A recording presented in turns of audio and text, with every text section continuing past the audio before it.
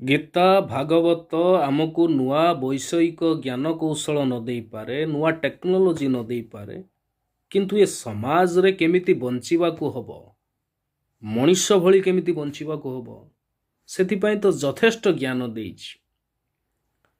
ତାହେଲେ ବିଜେପିର ଆଇଟି ସେଲ୍ରେ ଥିବା ସେଇ ସଦସ୍ୟମାନେ, ସେଇ କଟ୍ଟର ହିନ୍ଦୁମାନେ ସବୁବେଳେ ହିନ୍ଦୁତ୍ୱକୁ ନେଇକି ରାଜନୀତି କରିବା ଏବଂ ହିନ୍ଦୁତ୍ୱକୁ ନେଇକି ପାର୍ଟି କରୁଥିବା ଲୋକମାନେ, ସେମାନେ କ'ଣ ଏଇ ଗୀତା ଆଉ ଭାଗବତରୁ କିଛି ଜ୍ଞାନ ନେଇନାହାନ୍ତି?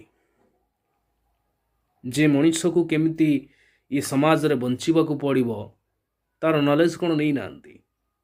କଟ୍ଟର ହିନ୍ଦୁମାନେ ନିହାତି ଭାବରେ ତାକୁ ତ ପଢ଼ିକିରି ତାର ଜ୍ଞାନଟାକୁ ଆତ୍ମୀକରଣ କରିଥିବେ। ତାହେଲେ ବଳତ୍କାରୀ କେମିତି ହେଇପାରୁଛନ୍ତି ଏମାନେ? गीता भागवत नहेला नहीं। भारत का बच्चा बच्चा जय श्री राम बोलेगा, ये जो नारा दौथुवा लोक बलात्कार केमती करि परिबो? कारण बीजेपी रो आईटी सेल थिबा सदस्य सेमानंकर जय श्री राम नारा तो प्रथम ध्वनि, कारण श्रीराम को बिना बीजेपी के राजनीति की उल्लेनी कि उल्लई पारिबनी। तेणु गोटाए मात्र ट्रम्प कार्ड हूँ जय श्रीराम। ताल जय श्रीराम नारा दौथिबा लोक कौन बलात्कारी हो पारे?